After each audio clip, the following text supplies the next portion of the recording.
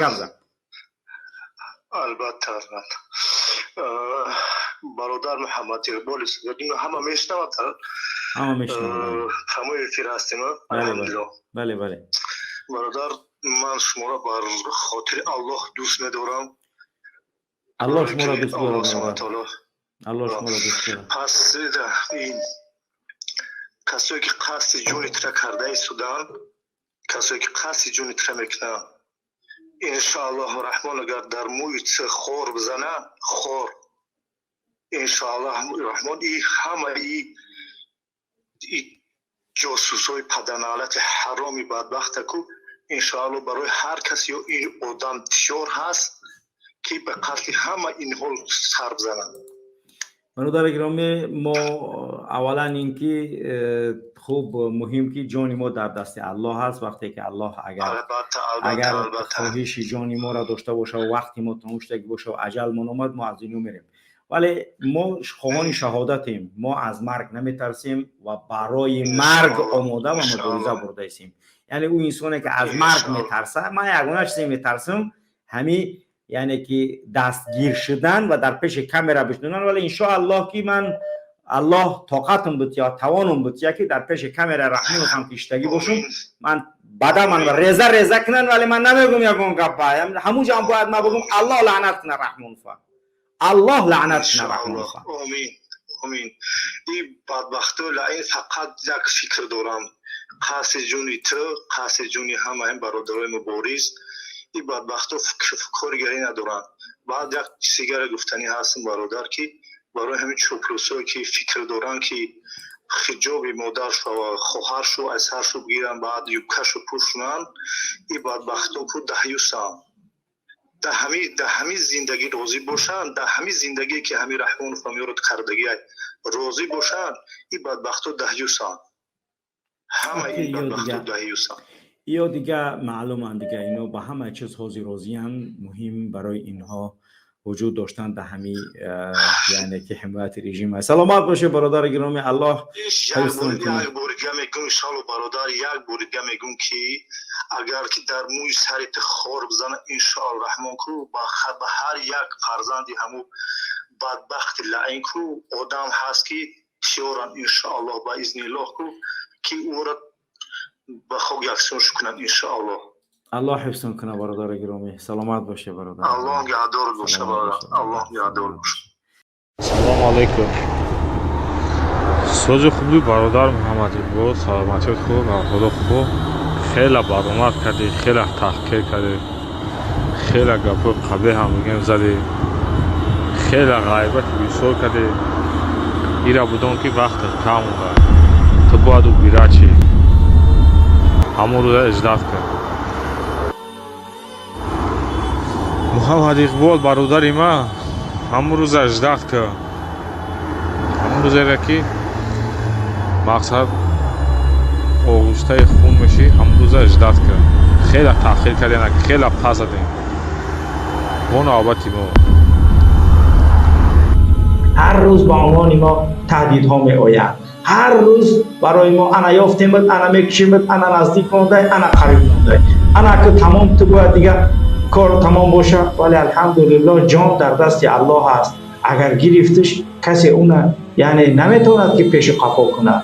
ولی ما تا آن روزی که در این راه مقدس باید باشیم و قدم های استوار خود را گذاریم، از الله تمنا میکنم که خداوند هیچ نفسی مرا از مبارزه دور نگردان و هرگز مرا از این راهی که اختیار نمودم و آن برای رسانیدن و سعادت رسیدن ملتم هست مرا دور نگرداند، که تنها و تنها رضای او را از الله میخواهیم و برای من رضایت کسی اصلا یگان مهم و هدف اساسی من در حیاتم نبود و نیست و آنچه میخواهم پیدا نمودن رضایت الله سبحانه و تعالی است و خداوند آن را برایمان نصیب و روزی گرداند. عزم و قصد و اراده که داریم چی است؟ اون تنها و تنها به خاطر رسیدن به هدفات پاک و آن چیزی که رضایت خدا و مردم شریف تاجیکستان دارند.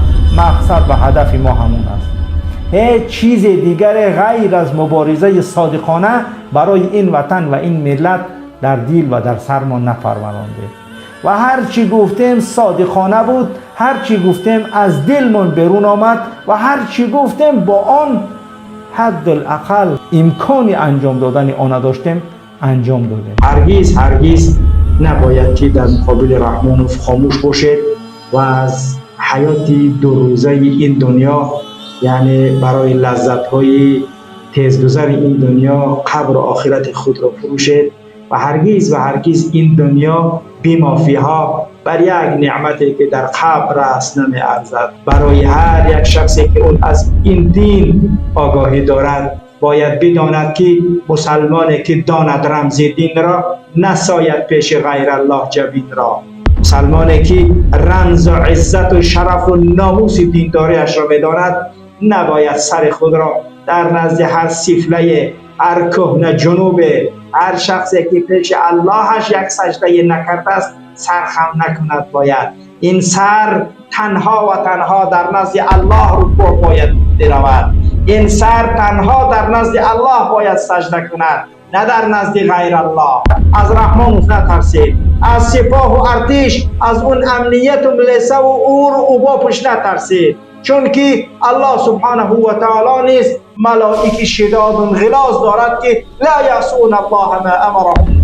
الله سبحانه و تعالی آنچه که رحمان دارد از اینها بیشتر و برتر دارد، بلکه تمام این نیرو و قدرت رحمان در نزد قدرت و در نزد عزت و جلال و شکوه الله سبحانه و تعالی هیچ است، چون که این از یک قطره آب منی آفریده شده است، چون که این یک شخصی است که اصلا خودش هالک می شود و مرگ او را منتظر است و در انتظار اوست. ولی الله ما و تو، ولی خداوند ما و تو قادر و تواناست و همیشه زنده است، دارای ملائکه های هست که شداد و غلاظ، آنها واقعا هم از اس یتیم و از رمضان رحیمزاده، از اور، از شادی حفیظ، از شارق سیدزاده، از تمام آن مقامات درنده و چرنده خورشید سبزی، از همه اینها کرده اون ملائکه های شداد و غلاظ، اونها خیلی از دهان اونها آتش می روید، از دهان اونها با دیدن اونها انسان به دهشت می افتد. پس بدانید که الله ما دارای این قدرت های نبتی از بشر از آنها عاجز است، قادر و توانا است و دارد. پس از این مقامات درنده و چرنده رحمان نترسید. واقعا همیشه تهدیدهای زیاد بالای ما می شود و هر روزها صدها تهدید از جانب مقامات امنیتی و قدرتی به عنوان ما می رسد و همه آنها تهدید می کنند که کم مانده است، باید تو کشته شوی، باید تو این شوی. یعنی هدف اونها تنها چی است؟ قتل و کشتار که تا این روز در مدت 30 سال این کار را انجام دادند. ولی ما از قتل، از کشتار، از همه آنچه که میخواهند بر سر ما بیارند ترس و هراس نداریم. ما میدانیم شما قاتل هستید، ما میدانیم که شما کارتان قتل و کشتار است، از پیشوایتان شروع کرده تا پسترین افرادی خادم این پیشوایی قاتلتان. ولی چنانه که بزرگان گفتند اگر شما دنیای ما را خراب کنید، پس بدون شک آخرت شما را خراب خواهیم کرد. اعوذ بالله من الشیطان الرجیم. قل لا يصيبنا الا ما كتب الله لنا هو مولانا وعلى الله فليتوكل المؤمنون. ما همیشه توکل به الله کرده ایم و تنها ذات پاک اقدسی که لایق تکیه کردن و متکای ماست، تنها خالق ماست. سلام علیکم و رحمت الله و برکاته. بینندگان گرامی، کانال برادر سلیمان انشاءالله که در پادکست کردن با کانال برادر سلیمان کوشش کنید، با کانال برادر سلیمانی فارسی کرده، سلیمانی فارس کانالی نو بوده است. به همین کانال ابونه شد تا اینکه بچه‌ها تحریک شوند و بخیزن برنامه‌های جدیدی آنلاینی خودشون ان شاء الله که یعنی که تشکیل کنند تا باری ما را سبکتر کنن انشاءالله.